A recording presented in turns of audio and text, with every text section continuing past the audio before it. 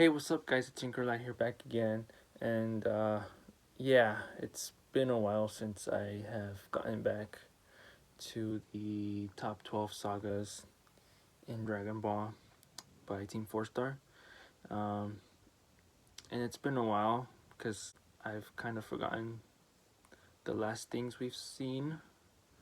If I'm not mistaken, I think the last two were 22nd Budokai tournament and then Red Ribbon arc. I'm not entirely sure. I mean, I could just go back and check, but all I know is that we're for sure getting into the top 5.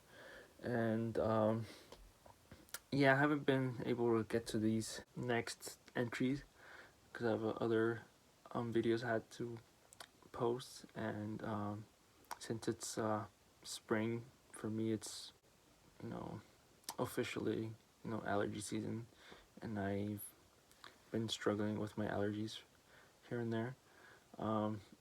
Yeah, but finally getting back into this, I have a feeling that these final 5 entries are going to be longer, longer discussion for each. So I'm not sure if I'm going to be able to do 2 at a time. So I'll probably just make one for each, like 5 and then 4, 3, so on and so forth. Yeah, without any further ado, I'm very intrigued into what they're gonna say. So yeah, let's get right into it. 5. Here we are again with the top 5 for the last time.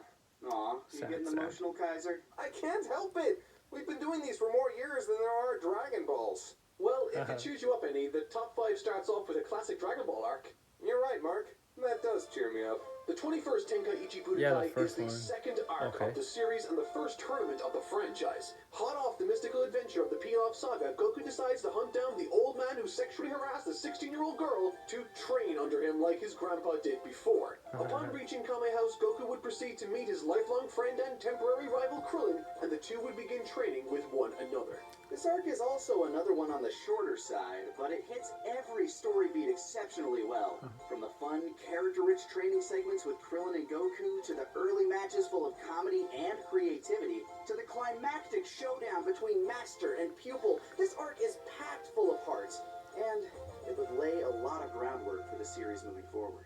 The early chapters with Goku and Krillin are truly iconic. Their struggle with Eternal Hermit's unconventional training methods, combined with their conflicting personalities, coupled with Roshi's lecherous nature and Lynch's sneezing gimmick, all make for an amazingly fun read. And the focus on Goku's purity definitely sets him apart from other shonen protagonists of the time. His love for martial arts and battle stemmed from his passion for self-improvement, and that fire never dies. And that hunger for personal improvement, and also literally any food within a 10-foot radius, is the major point of conflict in this story. There is no traditional antagonist, but rather Goku's drive as a fighter, and the possibility of that ambition being lost should he come out on top. Which is why Roshi dons a silly wig and loses his glasses in order to keep Goku from becoming #1 under the heavens. Goku and Krillin's aspirations for improving themselves are insanely infectious. You want to root for them. Watch them continue to improve and break every record set before them. So when Roshi steps up to keep them alive, no matter how strong you get, there's always going to be someone stronger. Yeah. You want to see them come out on top, but you also know that Roshi has a point. That if they get a taste for victory too soon, it's possible that their motivation may take a hit. That they'll become complacent. So despite how much the audience comes to love these two goofballs and wants to see them succeed, you also want to see them fail. It's nothing incredibly deep, of course, but for a story aimed at kids, it more than does the job of providing teaching an them engaging humility, conflict right? and interesting moral. One that explores the characters of Goku, Roshi, and the concept of martial arts and self-improvement as a whole. But screw the morals, screw the story. Those aren't what people watch Dragon Ball for. How are the fights? Considering this is still early on in Dragon Ball, it's impressive just how much Toriyama brings to the table here in terms of creativity and variety. Krillin vs. Bacterian is pure gross-out humor, opening the tournament up with one of the best meta jokes of the franchise with Krillin's nose. I won't lie, watching all of Z before OG Dragon Ball made this joke hit even harder. Over a decade of watching them never address it, only for it to happen here against the perfect opponent. It's priceless. After that, our good lad Yamcha begins his long, illustrious career of jobbing in his fight with Jackie Chun. It's pointedly funny that Yamcha also recognizes that it's Roshi, at least establishing him as the smartest guy in the room, even if he's not the strongest. After this, we get a match that could have only taken place in the 80s with Nam versus Ranfan, followed up by Goku versus Giran. A fun, clever fight that Not does to be come with mistaken some for cheap Jiren. saves on Goku's part, but the real standout, besides the climax, is Roshi The little versus dance they Krillin, do. which besides including some fantastic action, also has some of the most memorable gags from That any was of the fun. tournaments. Goku vs. Namu is much more action-oriented, showcasing some brutal blows and amazing tenacity from both fighters. It My also boy has a just wanted feel-good water. resolution, with Roshi providing Namu all he needs to save his poor village. And finally, it's the match we've all been waiting for. Goku versus Jackie Chun. And it's a doozy. The Kamehameha, Junkin, Drunken Fist, Crazy Fist, the Sleepy Boy technique, the Thunder Shock Surprise, and even a giant monkey. There's no It end sounded to like how Vegeta for a wild and moment. crazy this fight gets, with more twists and turns than we could possibly spend time talking about here. And through it all, the emotional core remains. Roshi's dedication to preserving Goku's passion for the martial arts. And though the final blow almost ends with a double KO, Jackie stands triumphant. I mean, Jackie marking Chan was, Goku's first like, loss at the Tenkai Jibudokai. I mean, like, he did win, but like that final kick where they crossed the legs. This is such an important moment for Goku. I don't think Goku could have actually like And a made taste of contact the with him prize ahead of if him.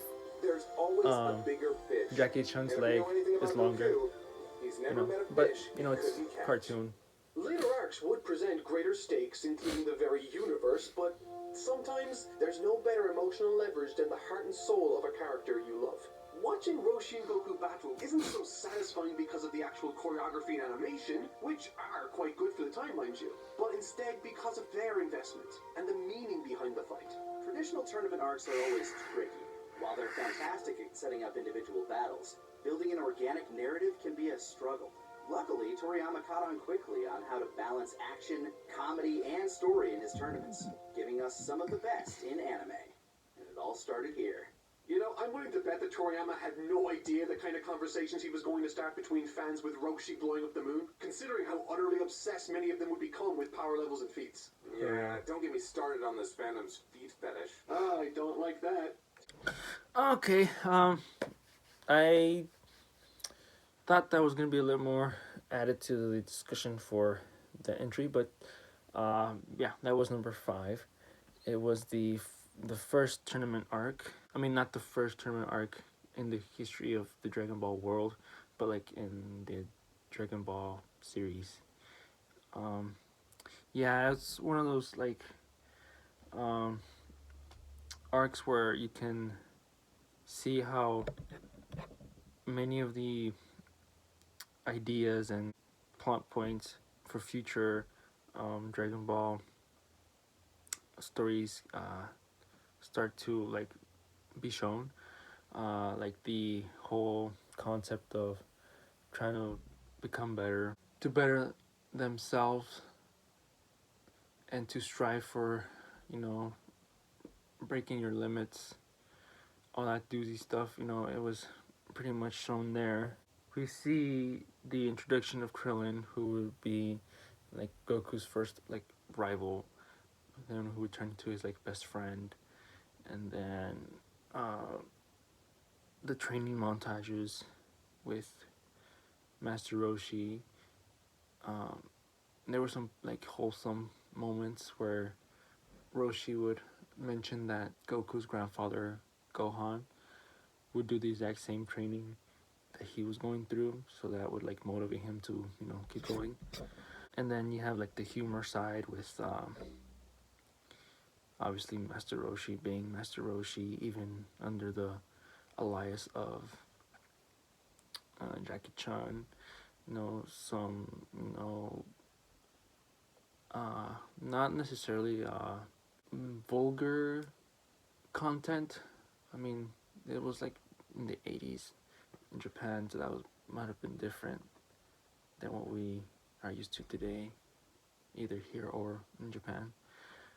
But yeah, with Ranfan, because showing that today to like audiences like that are like kids at this day and age would not go. They wouldn't show it. I don't think I would have put this one in my top 5, which is strange because I think I would have put it in like in the top 10, but not necessarily in my top 5. Yeah. So I don't really got much to say. Is that like I don't have anything against it. Well, that was number 5 in 4 stars. Top 12 sagas. We still have 4 left. Should I make a prediction where the final 4 would be? Huh. You know what? I'm gonna guess. In no particular order, you still have the Saiyan arc, the Cell arc, Frieza arc. That's 3. We need one more. The Piccolo Jr. arc, right? Yeah, they haven't talked about that one yet. Oof. I got a feeling, and if I'm right, people might think that I'm like already watched this in advance and just making my stuff up. But I feel like number 4 would be the Cell arc. Either the Cell arc or the Piccolo Jr. arc. But I'm leaning towards the Cell arc, which is gonna probably annoy a lot of people if it's right. But, you know, it is what it is. So, if you enjoyed this video, go ahead and leave a like. Let me know what you guys thought. Subscribe, and I'll catch you guys in the next video. Adios.